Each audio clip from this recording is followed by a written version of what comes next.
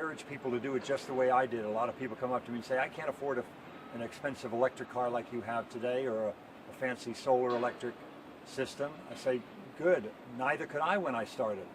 I don't blame you, start small. When I started in 1970, I had to do the cheap and easy stuff first. So the message is, pick the low-hanging fruit first, do the kind of stuff you can afford. Energy efficient light bulbs, energy saving thermostat, weather stripping around your doors and windows, bike riding when weather and fitness permit, public transportation if it's available near you, home gardening, home composting. Everything on that list is very inexpensive and easy to implement. And I'm very encouraged being here on campus to see the amount of bicycles here at SUNY-ESF. It's a great college for that alone. The amount of people that get around town on a bicycle is very impressive. Was the college's reputation and its mission, was that one of the things that enticed you into making a cross-country trek to make this speech? Very much so. I heard about all the sustainability here at the Gateway Center and other parts of campus, a vast amount of solar electric, the composting, making biofuels, what they've done in many other buildings, energy efficiency at every turn. It's very impressive. And again, the amount of bike riding and the behavior of the students, they all are pursuing a life of sustainability, which gives me hope.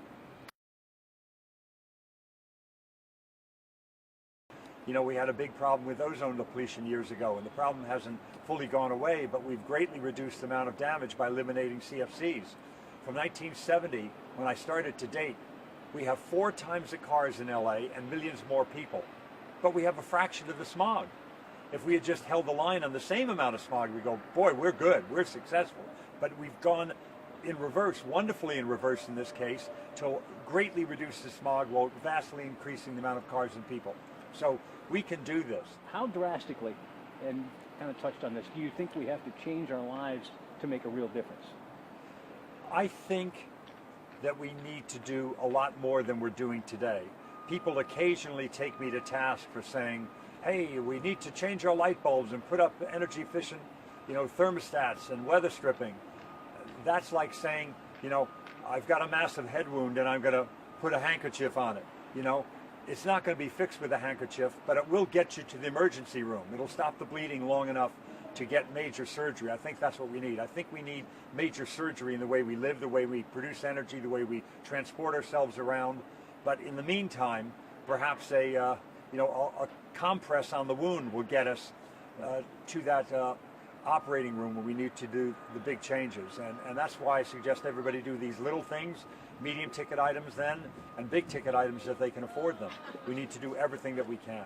I started as an actor in 1967, but then I started as an environmentalist in 1970 with the first Earth Day. And so I've tried to balance the two and stay away from some of the wasteful practices that Hollywood was known for and indeed celebrated for years. Limousines and lighting cigars with $100 bills, and that kind of waste was never attractive to me or my father. Indeed, I learned a lot of this from my father, Ed Begley Sr., who was a conservative who liked to conserve. He turned off the lights and turned off the water and saved string and saved tinfoil. He was a son of Irish immigrants. He lived through the Great Depression, so I learned a lot of this green stuff from him. So he died within a few days of the first Earth Day, and I did a lot of these green practices to honor him as much as anything. And so, for years there, I just did it kind of silently, and people didn't notice. And around 1990, it started to be known for it, and people were starting to get a little worried back then in the 90s about, someone maybe being too radical and causing them trouble. I remember people come up to me and said, we've got to get this shot tonight, please, don't make any trouble and don't storm off the set. I go, what are you talking about? We couldn't find an electric station wagon for you to drive. 10 feet down a driveway. I said, I could even roll it down. You're afraid I wouldn't get in a station wagon for a shot on camera of me in a station wagon, this Macaulay Culkin movie called Page Masters. They were afraid I wouldn't get in the car. I was going to throw a fit. So I said, no, I'll get in the car. It's going to be fine. We can roll it down, or I may even start the engine myself and move it 10 feet. It'll be fine. So I guess I should be proud of that they were that scared, but also kind of concerned me, because I then quickly surmised I was losing a lot of work because people thought I was more militant than I was. I was going to create problems on the set, which I never do. So you're encouraged by what you see people doing? I am, especially here on campus. The behavior of the students, the behavior of the faculty, what you've done with your buildings, what you're teaching here, there's a great reason for hope. I'm working on a show now called Betas for Amazon Prime, and that's very exciting. It's a very funny show and quite bold, things that you couldn't do on broadcast television. I was just on more episodes of Arrested Development that went straight to Netflix, a fine show. Look at what Kevin Spacey is doing with House of Cards now, direct for Netflix.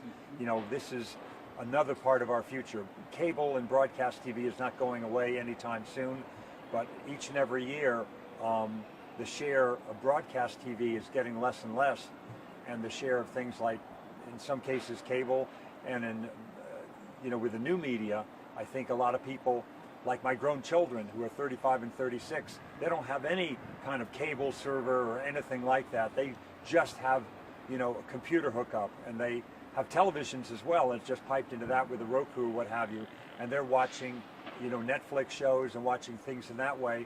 They don't have any kind of cable service or dish or anything. They're doing it differently, and I think a lot of people are inclined to do that. How different is it now than when you first started back in My Three Sons? The business is so different now than it was 1967 when I started working as to be unrecognizable. I mean, the similarities are you want to tell a good story, whatever you're doing with a film or television show, that's the same. You want to make people laugh or move people with the drama, that's the same. But other than that, the way that we record images and the kind of equipment we use and everything, to get an image that was in some ways inferior to the image of these two cameras, many ways inferior. You had elephantine equipment that was the size of a large oven, and you need 400 foot candles of light to get an F4. Now, with just a few foot candles, you can record a very nice image. And so the equipment has changed, the way we do things. It's lighter in weight, it's more, mobile. And so lots of people are making their own kinds of films and television shows and putting them right up on YouTube and putting them on Funny or Die, or making movies that are done with very primitive equipment. It's technically advanced, but primitive by the nature of its size. Mm-hmm. Excellent. What's more fun for you, movies or TV? I like them both. I just look for the best material. Sometimes it's on the big screen as a movie, but more often than not for me, it's on the small screen. When I did St. Elsewhere in '82, I had never been in a movie as good as that. That was a TV show. That was supposed to be inferior to the larger screen and that experience. It was better than any movie I had been in. And since I've been in 6 Feet Under and Arrested Development and many, many fine shows that are every bit as good as any movie I've ever been in.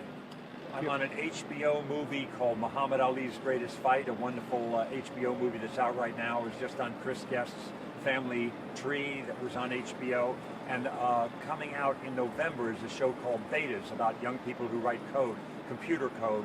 And I'm an investor that takes them under my wing in this show called Betas, and it's very good. It'll be on Amazon.